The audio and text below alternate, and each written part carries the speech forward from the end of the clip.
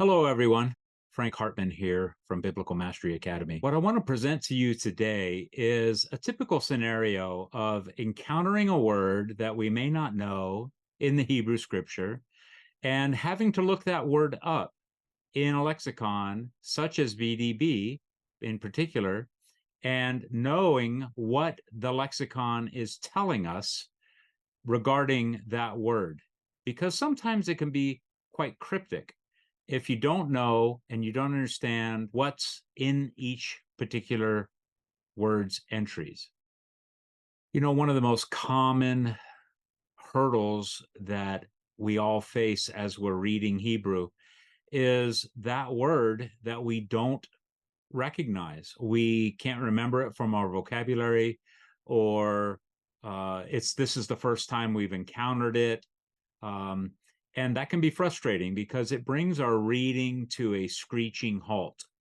We then need to stop, and most likely, if we haven't seen the word at all before, we'll have to reach for a lexicon or a dictionary. We will tend to call these a Hebrew lexicon as we're reading Hebrew.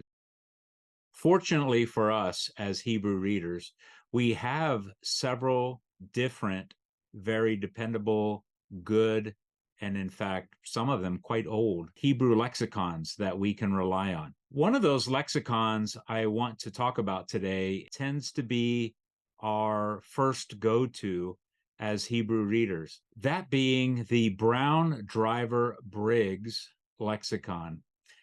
And obviously, that's a mouthful.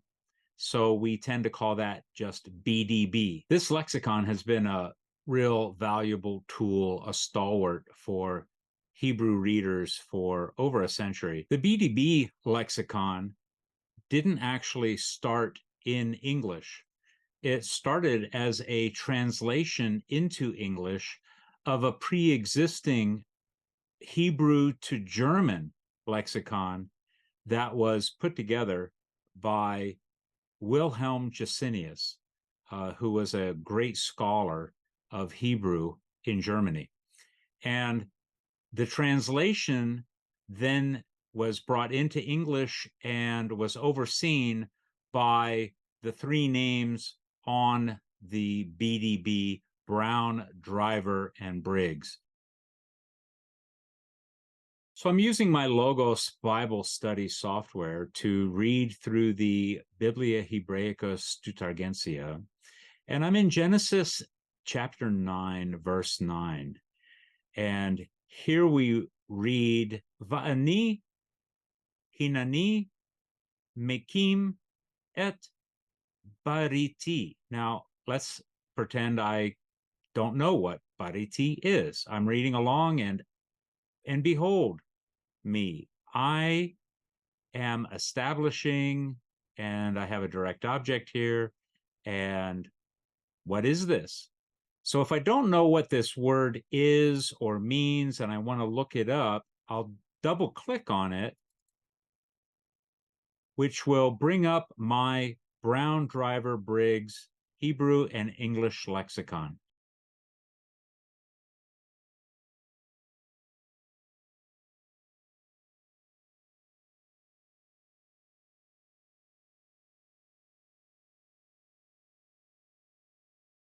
Now, I happen to have an enhanced Brown-Driver-Briggs Hebrew and English lexicon, which you can also get in print, but which adds a couple extra features, which I'll point out in a minute.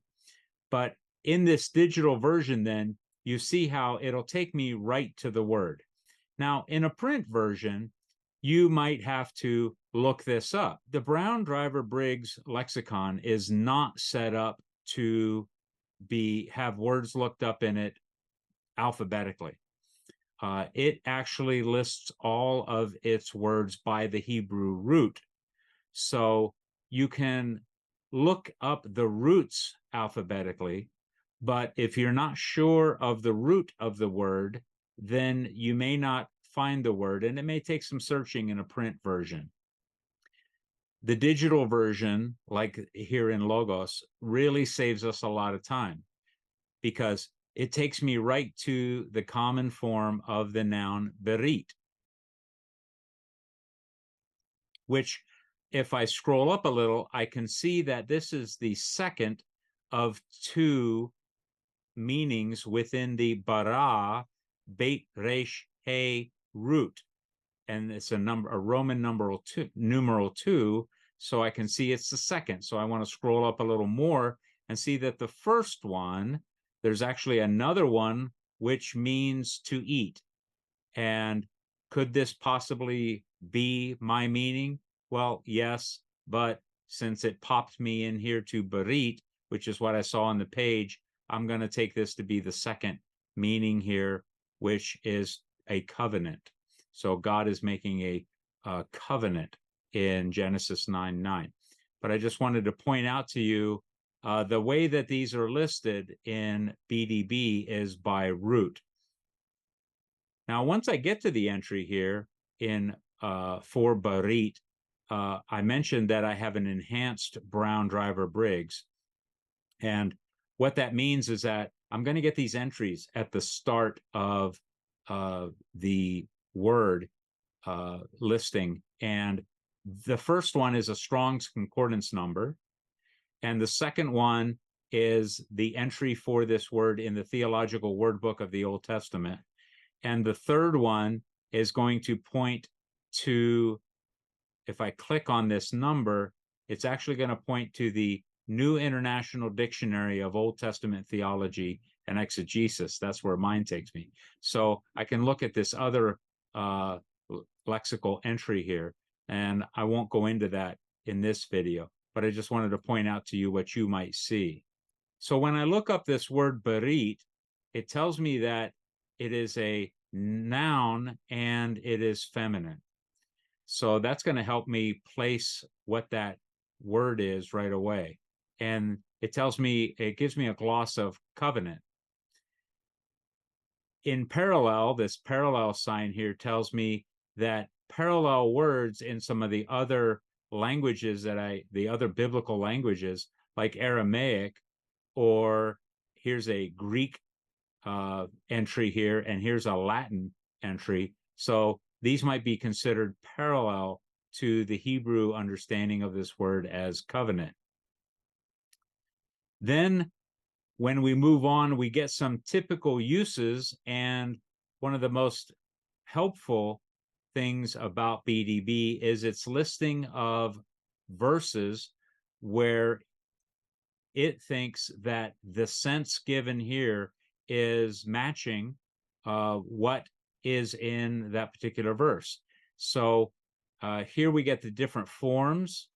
Here is a suffixed form, which is what I see when in our text when I read beriti. This is the suffixed first common singular form, and this tells me that that's used in Genesis 6:18 amongst 50 plus 50 other times. So it gives us a good listing of the way that this noun might be suffixed. This happens to be the one I encountered. And I continue to read on, and I get to this kind of a general meaning, this first general meaning here of a pact, a compact, or a covenant. That's a very general gloss. And that's usually enough to get us going again. As we read, we now understand that God is making a covenant and or a compact, a contract, and we can move on in our reading. But if we're looking for more specifics, we may explore some of the different nuances and uses that BDB will list for us. It follows a hierarchical pattern of Roman numerals followed by Arabic numerals followed by letters, Roman letters. And so when we read this, the first sense of berit that we see in this entry is a berit between men. So we'll see other entries later below, I'll say, but we see that the first one is between men. And so we'll see a number of different instances of berit used as a treaty, alliance, or league between men, between individual humans, groups of humans, and so on and so forth. Looking then down, we see at number 2, which is still between men, because that's under our Roman numeral 1. Arabic number 2 is as a constitution or ordinance between monarchs and subjects. Number 3 is an agreement or a pledge. And so we'll see these different senses being brought out between what kind of covenant, what kind of alliance, what kind of contract are we talking about. Notice number 5, alliance of marriage. And we get some examples, scriptural examples here. Now, eventually we'll get to a Roman numeral 2. Remember, Roman numeral 1 was between men.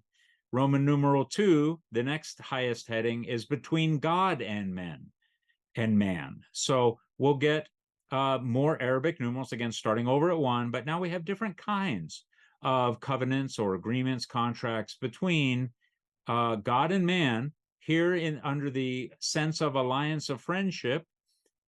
And number 2, as a covenant or as a divine constitution or ordinance with signs or pledges. And under that kind of covenant with signs or pledges, we have letter A, which is a subcategory of 2, which says with Noah. So we have an exemplar here with Noah, Genesis 9:9. Hey, that's where we were. So our sense of the berit for the covenant as one of a divine constitution between God and man, specifically Noah, with signs or pledges. If you continue to read in Genesis 9, there you'll see that the rainbow is the sign or pledge that God institutes with this covenant. So that's what makes it fall into this category. And there are other examples given that fall within that A. Then we have B with Abraham, Isaac, and Jacob, another very famous covenant. And we'll have a looking for C here. Sometimes you have to kind of read through here to see where the next one is. I see the D here with Phineas. And the point being, you can read through all of these covenants between God and men. F with David, G, Jehoiada and the people, H with Hezekiah and the people. You can see these examples of God making a berit with these different men and people and both. So this is the way we would read through these to find the specific sense in which our word is being used in the scripture that we have encountered. Well, I agree with you that that was not comprehensive, not exhaustive. Certainly, you could go through the BDB and see a lot of different entries, and maybe we'll save some of that content for future videos. But for now, just be aware that BDB is a very valuable, well-relied on resource to find those words that you're going to encounter as you read biblical Hebrew that you don't remember or you've never encountered before. As soon as you get that appropriate sense and meaning, the gloss, then you can move on in your reading and you'll enjoy reading Hebrew all the more. Now, if you can't read Hebrew, but you would like to, at Biblical Mastery Academy, we would love to offer you a resource that you can download and you can get a start on learning the Hebrew alphabet, learning the Hebrew vowels, and set forth on your journey to be able to read the story of Noah, of God's covenant, of God's promise through the rainbow. If that would interest you, I encourage you to access that downloadable resource at bma.to/start Hebrew. So I invite you to download this free resource and give Hebrew a try. I can assure you that once you take your first steps into Hebrew, your reading of the Old Testament and all the truth that is in it will change forever. So hopefully I'll see you again very soon. Shalom.